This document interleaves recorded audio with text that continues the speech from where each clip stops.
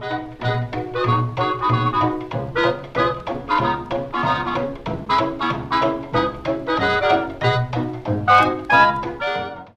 Sara Boyce. I'm Denis Toner.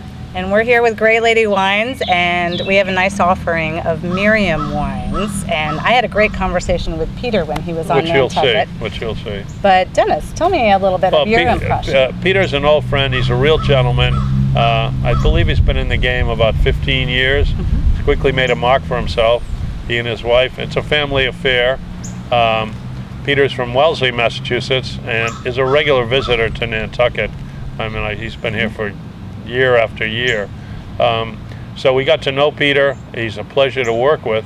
And then over the course of time, we've got to see the evolution of his wines and see how he's raised the bar on quality every year. He's really come into his own. His wines are all over Nantucket, and that, of course, Nantucket being a perceptive market, we always take that as a good sign. But really a good winemaker from Napa. And again, with all these folks that you'll see in the interviews with Sara, it's very obvious how much they care about the process of the wine, and how it's less about trying to make a huge amount of wine, but rather, again, trying to make wine that reflects the wonder of the place. And so his wines really have a Napa signature to them. And so if you're looking for a particular good value, I might add to, particularly good value on Peter's wines.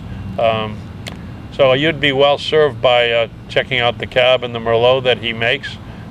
First-rate winemaker, first-rate winery person. He has a winemaker. But try out Peter's wines. And again, I urge you to watch Sara's piece with Peter, and then you get a sense of the man and his approach.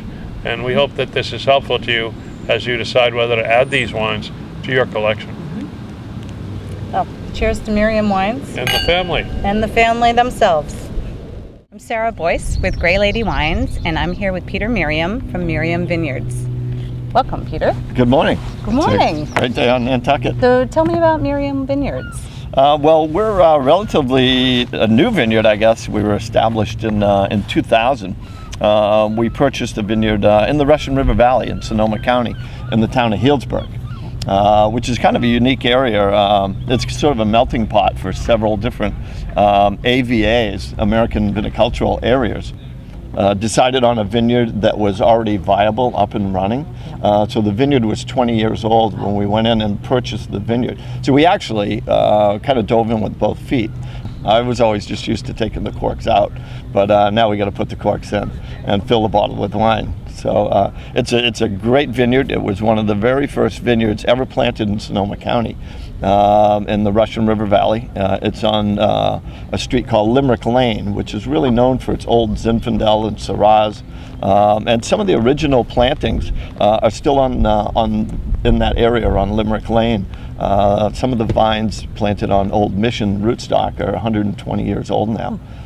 So Merriam Vineyards is known specifically for single vineyard designated wines, either estate grown or from friends that we have in the wine industry out there. Our largest production presently is only about 500 to 600 cases per lot. Oh, wow. So it's very, very limited, 125 cases on the Cabernet Franc, our Bordeaux blend, which comes from our Windacre vineyard as well, which is Cabernet, Merlot, Cab Franc, and Petit Verdot. 138 cases produced. And I was working in another profession. I was a skier, a collegiate skier, and I wanted something other than to work in the ski industry. Decided on a vineyard that was already viable, up and running.